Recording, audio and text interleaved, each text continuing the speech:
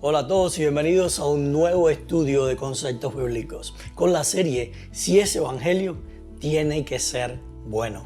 Sin embargo, antes de comenzar a adentrarnos en el estudio de hoy, quiero invitarte a apoyar este ministerio si crees que ha sido de bendición para ti o que puede ser de bendición para alguien más.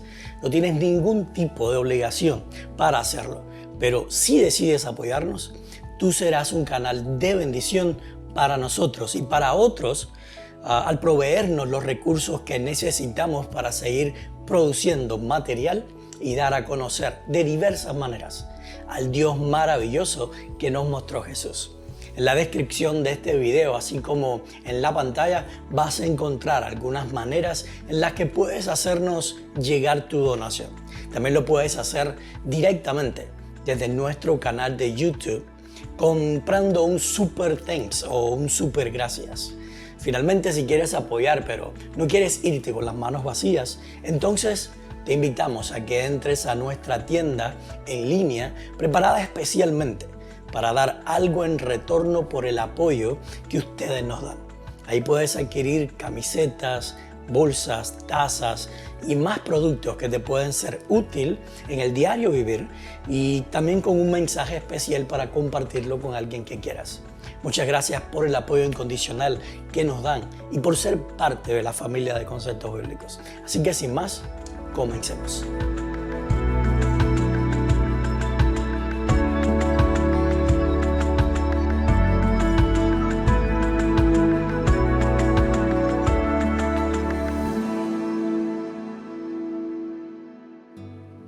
El título de esta semana es Atrapados en la tibieza. Quizás esto pueda parecer paradójico, pero el único estado que nos mantiene atrapados en una prisión o en un callejón sin salidas es el estado de tibieza. Es obvio que el ser caliente significa experimentar la verdadera libertad que solo se puede tener en Cristo porque, como Él mismo dijo, así que si el Hijo los libera, ustedes serán verdaderamente libres. Juan 8:36. Por lo tanto, los que son calientes viven en total libertad para hacer y llevar a cabo los deseos de su corazón. Deseos que al estar en Cristo siempre serán movidos por el Espíritu de Dios y no por la carne. Por otra parte, aunque lo más lógico debería ser que la frialdad fuera la mayor trampa para el ser humano, en cierto sentido las personas frías también son totalmente libres de hacer y llevar a cabo los deseos de su corazón, a pesar de que muchos prefieran llamarlo libertinaje debido a que estos deseos son expresados como frutos de la carne. Sin embargo, los tibios viven entre dos aguas, queriendo en su corazón vivir la libertad de los fríos, pero a la vez forzándose a sí mismos a manifestar los frutos que el Espíritu produce naturalmente en los que son calientes. Y eso es verdadera esclavitud. Antes de comenzar a abordar el tema de la tibieza, quisiera dejar claro algo que mencioné en la introducción para evitar malos entendidos y que alguien se pueda hacer una idea errónea. Yo dije que los que son calientes viven en total libertad para hacer y llevar a cabo los deseos de su corazón. Deseos que al estar en Cristo siempre serán movidos por el Espíritu de Dios y no por la carne. Ahora, puede que alguien entienda el siempre como una especie de perfeccionismo o vida sin pecado porque los que son calientes nunca hacen nada carnal y no es eso lo que quiero decir. Yo creo que una persona puede vivir en el espíritu, que es lo que Pablo llama ser espiritual. Sin embargo, en un momento determinado hacer algo motivado por la carne o por su propia elección. Y esto no lo convierte inmediatamente en alguien carnal o deja de ser espiritual. Y en ese sentido es que digo que siempre será movida por el Espíritu de Dios y no por la carne. Las personas espirituales o calientes, la carne es solo una debilidad y no la fortaleza. Dios no está buscando personas perfectas o libres de cometer errores, sino personas que reconociendo su debilidad se someten al poder del Espíritu, a pesar de que en algún momento actúen motivados por su debilidad. Es más, Dios espera que seamos débiles y sabe que por momentos tendremos la tendencia a responder y reaccionar desde nuestra debilidad Y eso no lo decepciona o avergüenza de nosotros, sino todo lo contrario, porque la buena noticia es que cuando soy débil, entonces soy fuerte. Según 2 Corintios 12:10. En otras palabras, son esos momentos en que recaigo a depender de mi debilidad lo que le da la oportunidad a Dios de actuar en mí, haciéndose Él fuerte en mis debilidades. Así que decimos como Pablo: es por esto que me deleito, me complazco, me regocijo en mis debilidades. 2 Corintios 12:10. Recuerden que estamos aprendiendo a ver un evangelio desvestido de preconceptos, tabúes y estereotipos humanos y religiosos. Así que, una vez aclarado esto, vamos a seguir con el tema de hoy, que es la tibieza. La semana pasada, en la sección del bonus de la semana, vimos 2 ejemplos de tibieza. Uno fue la higuera estéril, pero que aparentaba lo contrario, y el otro fue el hombre en su caída. Ahora, quiero destacar un detalle más sobre la caída del hombre en pecado y las consecuencias de entrar en este estado de tibieza. Así que si no has visto el estudio 2, por favor, para inmediatamente este video y vea el de la semana anterior primero. Pero si ya lo viste, entonces sigue conmigo aquí. Si ustedes recuerdan, la semana pasada dije que uno de los efectos del estado de tibieza fue el mostrar inmediatamente los frutos de alguien en quien el amor incondicional o el renunciamiento por amor ha menguado considerablemente, porque tanto Adán como Eva se justificaron a sí mismos, denunciando y acusando a otro en su lugar. Sin embargo, esto no es lo peor que hace la tibieza en nosotros, sino que esto es simplemente el resultado de algo mucho más grande que la tibieza distorsiona en nosotros. Y eso es el sentirnos superiores a otros.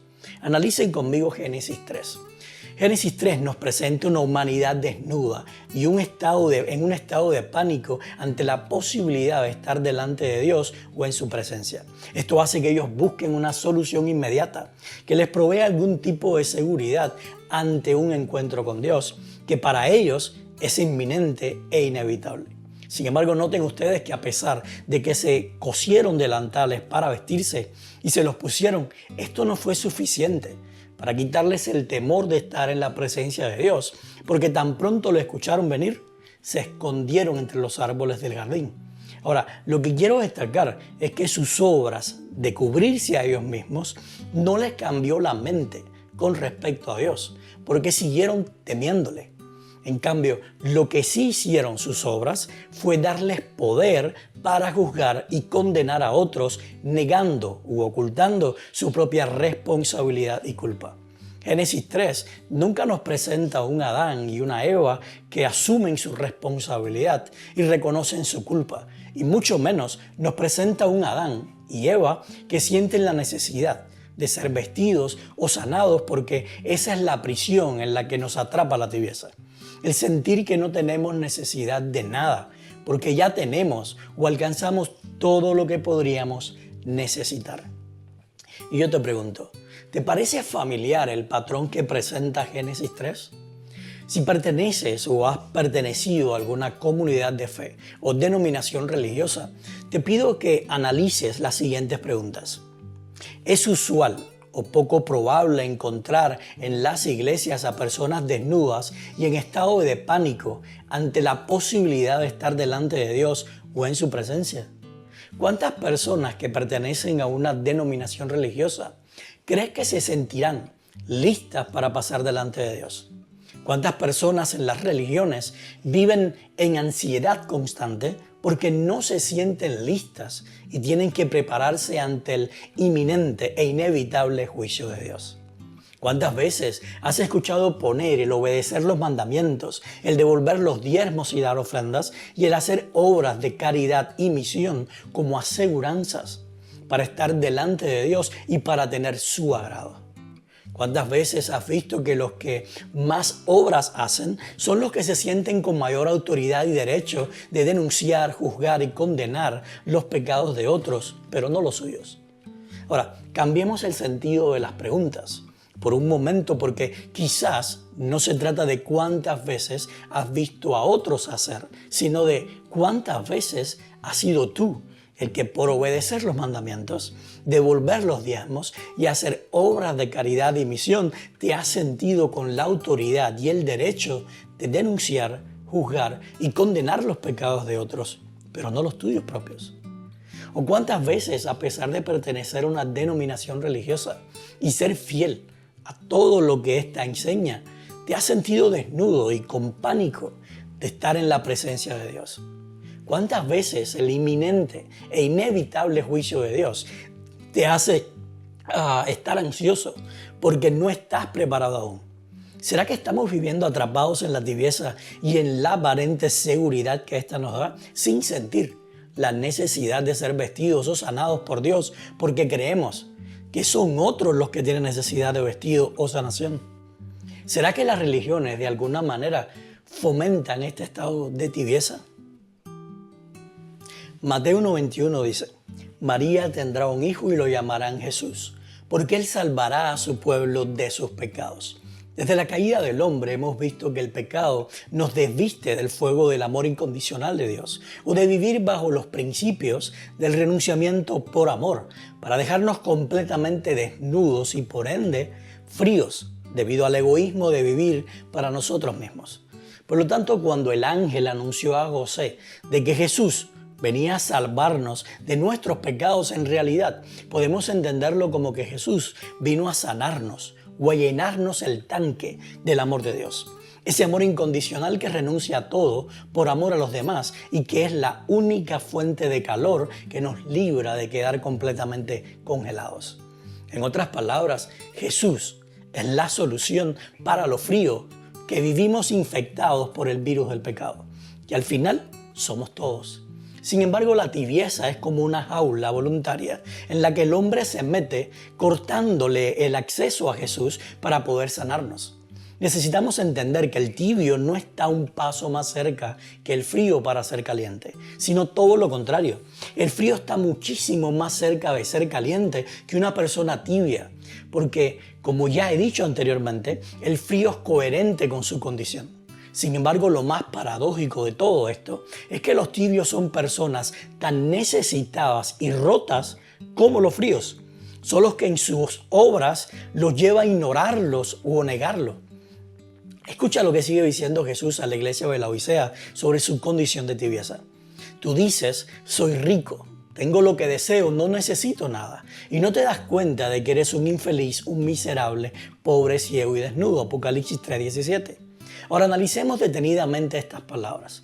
Lo primero que podemos ver es que las personas tibias viven una realidad ficticia, o más bien engañosa, porque niega su verdadera situación o condición. Jesús les dice que la verdadera condición de ellos es todo lo contrario a lo que aparentan o dicen ser. Es exactamente igual a lo que pasaba con la higuera estéril que Jesús se encontró junto al camino. Su verdadera condición era de esterilidad, o sea, no podía dar frutos. Sin embargo, la higuera aparentaba ser un árbol saludable y lleno de frutos a la vista de los demás. O pudiéramos decir, si era vista a la distancia, porque una vez que estaba cerca podías notar su realidad. Lo mismo pasó con el hombre en Génesis 3. Desde la distancia aparentaba estar completamente vestido, pero una vez que te acercabas se podía notar su vergüenza, porque su espalda estaba totalmente desnuda. El mensaje de la Odisea nos dice que el tibio asegura o cree profundamente ser rico, cuando su realidad es de pobreza extrema. Él cree que lo tiene todo, pero su realidad es que no tiene absolutamente nada. Por lo tanto, es infeliz y la persona más miserable porque está ciego a su condición o realidad, que es una total desnudez o frialdad en el corazón. Por ejemplo, en psicología hay un comportamiento emocional que se llama negación. Este es un comportamiento natural que adopta nuestra mente cuando pasamos por un momento o situación de extremo dolor, como la pérdida de un ser querido, etc. Inicialmente, la negación sirve como un mecanismo de protección que la mente utiliza para autoprepararse y enfrentar esta nueva situación de extremo dolor. Sin embargo, se puede correr el riesgo de permanecer en un estado de negación constante que en cierta forma adormece el dolor, pero nunca lo sana. Y eso es exactamente lo que sucede cuando una persona entra en estado de tibieza. La tibieza comienza como un mecanismo de protección ante la dura realidad de nuestra desnudez total delante de Dios.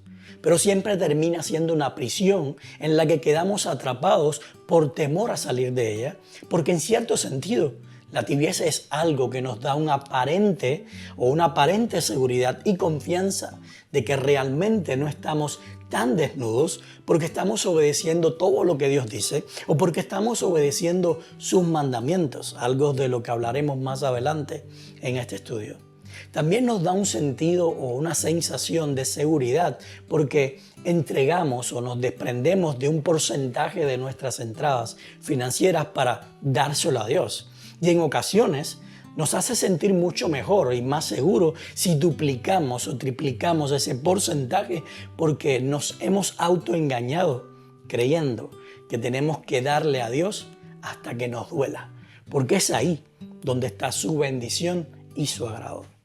La tibieza también nos lleva a involucrarnos constantemente en actividades religiosas y a aceptar posiciones o responsabilidades de liderazgo religioso que demanden un sacrificio de nuestra parte, con el argumento de que Dios quiere y demanda que trabajemos para Él y que le sirvamos.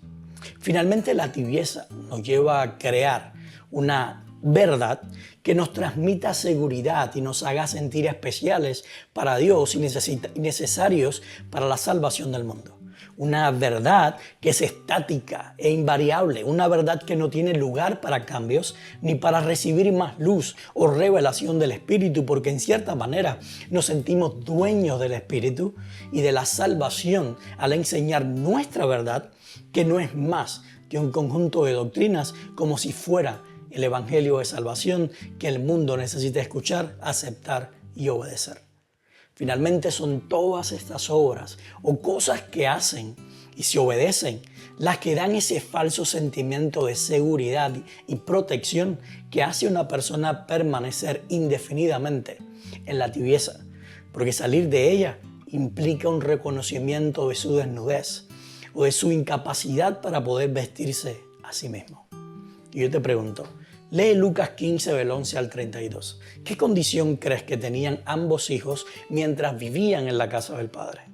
¿Caliente, tibia o fría? ¿A qué condición crees que pasó el hijo menor al irse lejos de la casa del padre? ¿Caliente, tibia o fría? ¿De qué condición crees que fue salvado el hijo menor cuando en su regreso a casa el padre salió a su encuentro? ¿Caliente, tibia o fría? ¿Qué condición pasó a tener el hijo menor después de ese encuentro con el Padre? ¿Caliente, tibia o fría? ¿En qué condición crees que permaneció el hijo mayor durante la ida y regreso de su hermano? ¿Una condición caliente, tibia o fría? ¿Cuál de los dos hermanos fue sanado, fue vestido, fue rico, fue feliz y pudo ver al Padre como realmente era? Ahora, ¿cuál de los dos hermanos se creía rico y sin necesidad de nada mientras su realidad decía que era infeliz, miserable, pobre, ciego y desnudo? ¿Te das cuenta que la tibieza es lo que más nos aleja de nuestro Padre que está en los cielos, mientras que la frialdad nos acerca mucho más a la salvación de Dios? Por otra parte, ¿te das cuenta de cómo nuestro Padre que está en los cielos nunca abandona a sus hijos sin importar que estén en frío o en tibieza? La parábola de Lucas 15, del 11 al 32, nos muestra el amor incondicional de Dios, tanto para los fríos como para los tibios. Pero a la vez nos presenta de una manera bien clara el inmenso contraste entre ser fríos y ser tibios. Ahora, algo que me llama muchísimo la atención de este contraste presentado por la parábola es cómo la tibieza nos hace creer con la autoridad de exigirle a Dios que haga lo que nosotros le pedimos. Por ejemplo, primeramente encontramos que el hijo menor, en su condición de tibieza, le exige al padre que le dé todo lo que respondía. Y esto es exactamente lo que hace nuestras obras humanas. Nuestras obras humanas nos hacen creer que Dios tiene un pacto bilateral con nosotros, donde nosotros hacemos u obedecemos ciertas cosas y entonces podemos exigirle a Dios que cumpla su parte del trato. Eso lo vemos en el hijo menor. Y luego al final de la parábola lo vemos reflejado en la actitud del hijo mayor. Número 1, porque se enoja de que el padre haya recibido de vuelta a su hijo menor, quien es también su hermano, pero él lo niega por completo. Y número 2, porque en el verso 29 el hijo mayor le dice al padre: fíjate cuántos años te he servido sin desobedecer jamás tus órdenes, y ni un cabrito me has dado para celebrar una fiesta con mis amigos. Pero ahora llega ese hijo tuyo que ha despilfarrado toda tu fortuna con prostitutas y te mandas a matar en su honor el ternero más gordo. En otras palabras, yo cumplo con mi parte del trato obedeciendo tus mandamientos y dándote el porcentaje de dinero que me pides. Yo tengo tantas responsabilidades de liderazgo dentro de tu iglesia. Yo me sacrifico dándote todo mi tiempo, mis talentos, hasta mi cuerpo, comiendo lo que tú me dices que tengo que comer. Yo leo tu palabra o la Biblia todas las mañanas antes de salir a hacer cualquier cosa para mí. Lo primero que hago al abrir mis ojos es arrodillarme junto a la cama para agradecerte. Y lo último que hago antes de dormir o de cerrar mis ojos es también arrodillarme para agradecerte. Y muchísimas otras cosas más. Y al final, ¿para qué? Para que todo se lo des de gratis al impío pecador de tu otro hijo. Eso fue en realidad lo que quiso decir el hijo mayor. Pero la pregunta es, ¿cuántos de nosotros hemos dicho lo mismo? Si hay algo que hace la tibieza, es llenarnos de odio y de rencor hacia nuestros hermanos. Porque como la tibieza nos atrapa en el engaño de que recibimos méritos delante de Dios por lo que hacemos, creemos y obedecemos, todo el que no haga lo mismo que nosotros no es digno ni de nuestro perdón ni el de Dios. La tibieza nos hace ver el perdón, la gracia, el amor, la misericordia, la salvación, la reconciliación y la vida eterna como promesas condicionadas a la obediencia de los hombres, a los reglamentos y leyes de Dios. Es por eso que el hijo mayor se enojó y chirrió sus dientes de rabia con el padre por recibir de regreso a su hermano. Y es por eso que muchísimos cristianos hoy en día se enojan y chirrían sus dientes con solo pensar en la posibilidad de que Dios salve a toda la humanidad. Tú puedes estar de acuerdo conmigo o no, pero independientemente de si la Biblia da evidencias o no para creer en la salvación de toda la humanidad, si el solo pensar en esa posibilidad me provoca una úlcera de rabia que me da, es porque de alguna manera yo todavía creo que mi salvación depende de lo que hago, creo y obedezco, pero no única y exclusivamente de la gracia de Dios. ¿Y sabes qué? Eso solo evidencia mi condición de tibieza.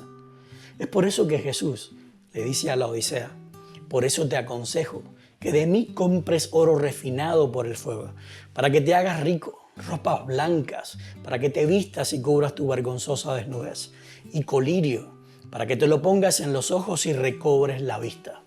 En otras palabras, nada de lo que tú haces o dejas de hacer, nada de lo que crees, de lo que das, comes, te pones, guardas u obedeces, te sirve para nada con respecto a las dádivas de Dios, que son su amor, su gracia, su perdón, su misericordia, etcétera, etcétera. En cambio, para lo único que te sirven, todas esas cosas que haces o dejas de hacer, que crees, que das, que comes, te pones y obedeces, es para engrandecer tu orgullo y para permanecer atrapado o atrapada en una prisión que construiste para ti y que se llama tibieza. Pablo dijo en Romanos 11:29, porque las dádivas de Dios son irrevocables, como lo es también su llamamiento. ¿Sabes qué es una dádiva? Es un regalo. Y los regalos no se cobran ni se condicionan a nada. De lo contrario, dejan de ser regalos para convertirse en un pago. El amor, la gracia, la salvación, el perdón, la reconciliación, la resurrección y todas las cosas que Dios nos da son regalos, no pagos. Es por eso que son para todos y sin la necesidad de hacer algo para merecerlos. Eso sin contar que todos esos regalos vienen incluidos en un solo paquete o en un combo que se llama Jesucristo. Y lo mejor de todo es que Jesús fue dado para todo el mundo. Juan 3:16. Ahora, hay tres cosas fundamentales en las que la religión nos ha engañado para hacernos sentir importantes o con algún tipo de mérito con respecto a los demás. Número uno, que tenemos que aceptar el regalo. Y aquí incluimos algo que hemos llamado libre albedrío. Hoy no voy a hablar sobre el libre albedrío en sí. Eso será un tema completo que estudiaremos más adelante. Pero lo que sí quiero dejar contigo es que no hay un solo lugar en toda la Biblia que diga que tenemos que aceptar a Jesucristo como el regalo de Dios para nosotros. Jesús nunca le dijo a alguien que tenía que aceptarlo para poder perdonarlo o sanarlo. Ni los apóstoles nunca le dijeron a alguna persona que necesitaba aceptar a Jesús como su Salvador personal para que entonces sus pecados fueran perdonados y tuviera salvación. Todo esto viene de las tradiciones religiosas medievales, pero no de Dios. Número dos, que somos salvos por gracia, pero para mantener el regalo de la salvación tenemos que hacer o dejar de hacer ciertas cosas. Creer en ciertas doctrinas, vestirse de determinada manera, comer solo ciertos alimentos, dar diezmo y ofrenda y obedecer los 10 mandamientos. Tú me perdonas, pero desde el mismo momento en que le pones un pero detrás del regalo de la salvación, en ese momento la salvación dejó de ser por gracia o dejó de ser un regalo para convertirse en un pago. ¿Y sabes qué? Eso no es evangelio. Solamente nosotros, que somos egoístas, controladores y mezquinos, somos capaces de regalarle a nuestros hijos algo, pero con la condición de que lo cuide o lo use de la manera en que nosotros le decimos que tiene que usarlo.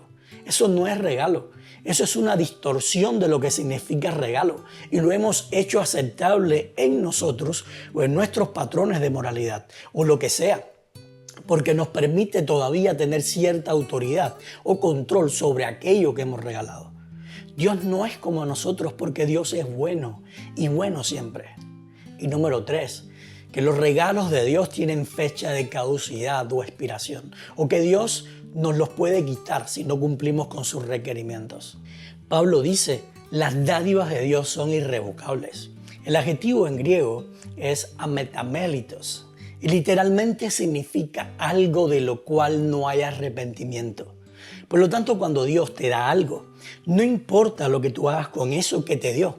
No importa si lo ignoras, lo rechazas, lo pisoteas o lo usas incorrectamente, porque nada de lo que hagas o dejas de hacer con esa dádiva que Dios te dio va a hacer que Él se arrepienta de habértela dado.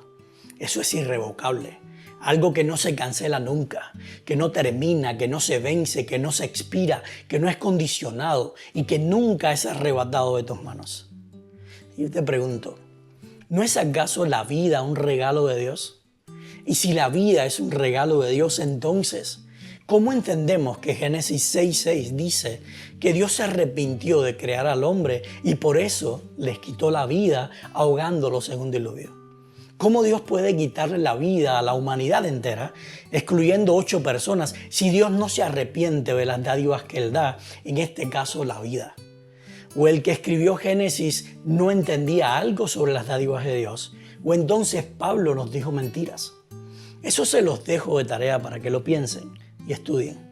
Ahora, referente al tema que estamos viendo, ¿quiénes están en mayor peligro? ¿Los fríos o los tibios? ¿Quiénes están más lejos de la salvación y de encontrarse con el amor incondicional de Dios? ¿Los fríos o los tibios? Para el bonus de esta semana quiero hablar de la relación que existe entre la ley o los 10 mandamientos y la tibieza. Yo sé que no muchos estarán de acuerdo conmigo y tal vez hasta pueda levantar algunas incomodidades. Así que simplemente analízalo y saca tus propias conclusiones. Comencemos recapitulando qué es la tibieza o qué significa estar en el estado de tibieza. Vimos que la tibieza es una prisión a la que nosotros entramos voluntariamente y luego nos atrapa de tal manera que se nos hace bien difícil salir. Ahora, ¿por qué es una prisión? Porque nos priva de experimentar la libertad en Cristo. La tibieza es una idea que nos seduce haciéndonos pensar que estamos bien o que somos aceptados por Dios si hacemos o dejamos de hacer ciertas cosas, si creemos en ciertas doctrinas, si nos vestimos de determinada manera, si comemos solo ciertos alimentos, si le devolvemos un porcentaje de nuestras entradas y si sacrificamos todo por causa de la obediencia. Sin embargo, aunque la tibieza nos hace creer que estamos bien y seguros debido a todas estas cosas que hacemos, la realidad es que seguimos desnudos y llenos de pecado porque nada de lo que hacemos nos puede limpiar o lavar de nuestros pecados. Eso solamente lo hace Jesús o el poder del Evangelio en nuestras vidas. Ahora, vamos a analizar algunos aspectos de la ley. Pablo dijo en Gálatas 3:23, antes de venir esta fe, refiriéndose a Jesús como el descendiente prometido, la ley nos tenía presos, encerrados hasta que la fe se revelara. Ahora vamos a digerir esto de a poco. Según Pablo, la ley nos da libertad o la ley nos mantiene presos, encerrados, atrapados y vigilados.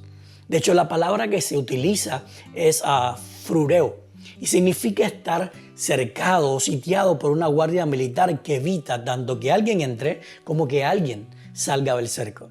Ahora, lo más interesante del verbo flureo es que etimológicamente está compuesto por dos palabras que no tienen nada que ver, al menos directamente, con estar cercados, sitiados, custodiados o presos.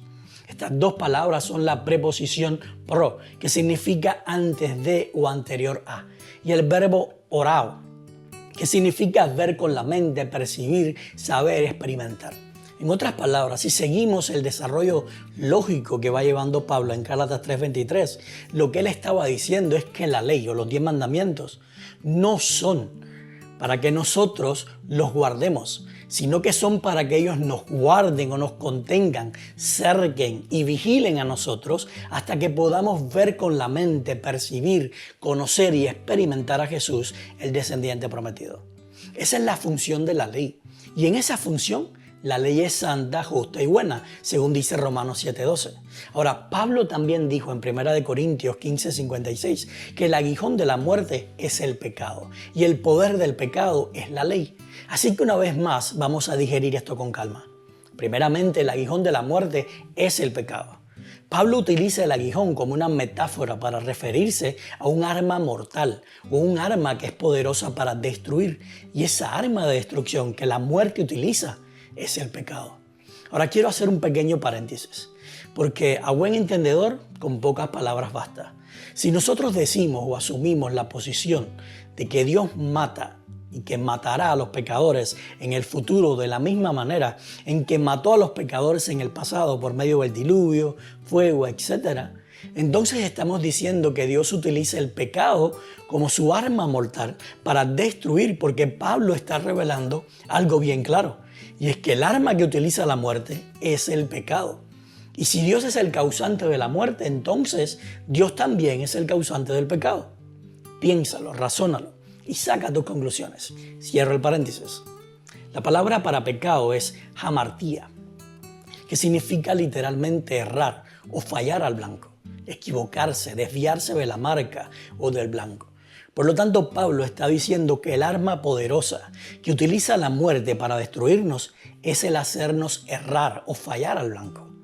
Es por eso entonces que la segunda parte de su argumento dice que el poder del pecado es la ley. En otras palabras, es la existencia de la ley y el querer o tratar de obedecerla lo que nos hace constantemente errar o fallar al blanco. Y cada vez que fallamos o erramos al blanco, la muerte se apodera de nosotros. Es por eso que en el siguiente verso Pablo dice: pero gracias a Dios que nos da la victoria por medio de nuestro Señor Jesucristo. La victoria sobre la muerte no es por medio de la obediencia a la ley, sino solamente por medio de Jesucristo. Porque nuestro Padre que está en los cielos, por su gracia y amor, nos hizo vencedores juntamente con Cristo. Romanos 8, del 31 al 37. Ahora, nos hemos autoconvencido al decirnos que aunque no somos salvos por la ley, sí necesitamos obedecerla por el hecho de ya haber sido salvos. Pero ¿sabes qué? Eso es precisamente lo que significa entrar y permanecer atrapados en el estado de tibieza. Número 1, porque ya Pablo nos advierte en Gálatas 3 que la ley no fue dada para que la guardemos, sino para que ella nos guarde o nos controle a nosotros con un cerco hasta que pudiéramos ver, percibir, conocer y experimentar a Jesús mediante la fe. Y desde ese entonces seamos libres en Él. Y número 2, porque si decimos que ya Jesús nos salvó, nos liberó, entonces no tenemos que seguir aferrándonos a obedecer la ley. Porque cada vez que tratamos de obedecer la ley o ser fiel a ella, erramos o fallamos al blanco. Por lo tanto, permanecemos en pecado y dándole el poder a la muerte de destruirnos. Pablo nos enseña que hay dos poderes, el poder del pecado, que es la ley o los 10 mandamientos, y el poder del evangelio, que es Jesucristo. La ley es ministerio de condenación y muerte, 2 Corintios 3, del 6 al 11. Pero Jesucristo es ministerio de libertad y vida. Por lo tanto, ¿a cuál de los dos vas a servir? Si vives en Jesucristo, entonces ya no puedes vivir bajo la ley, cercado por la ley o con la necesidad de obedecer la ley, porque ahora vives bajo el cerco o el poder del Espíritu, el cual produce en ti su fruto, que es amor, gozo, paz, paciencia, benignidad, bondad, fe, mansedumbre y dominio propio. Y contra tales cosas, dice Pablo, no hay ley. Gálatas 5, del 22 al 23. Hemos llegado al final del estudio de hoy y realmente espero que puedas analizar cada cosa que he dicho y he estudiado contigo bajo la guía del Espíritu de Dios. Date la oportunidad de pensar fuera de la caja en donde la religión nos ha enseñado a meter a Dios. Date la oportunidad de dudar, de cuestionar, de investigar por ti mismo o por ti misma, abriendo siempre tus ojos para que veas lo que el Espíritu de Dios te quiere mostrar y abriendo también tus oídos para que escuches todo lo que Él te quiera decir. Antes de terminar, quiero simplemente aclarar que yo no estoy diciendo que todos los que pertenecen a una denominación religiosa son tibios. Eso sería deshonesto y falso. No hay nada de malo en congregarse en comunidades de fe que no busquen cortar tus alas, sino que siempre provean y acepten el crecimiento individual. Ahora, lo que yo sí digo, basado en todas las evidencias que la Biblia da, es que pertenecer a una religión y vivir una vida religiosa o basada en lo que la religión nos dice y nada más, aumenta considerablemente el riesgo de permanecer en la tibieza y demora indefinidamente el ser frío o caliente. Gracias por acompañarnos hoy. Te esperamos en el estudio número 4 de la serie Si ese evangelio tiene que ser bueno, que llevará por título El carácter de la Odisea. Que Dios te bendiga y nos vemos la próxima semana.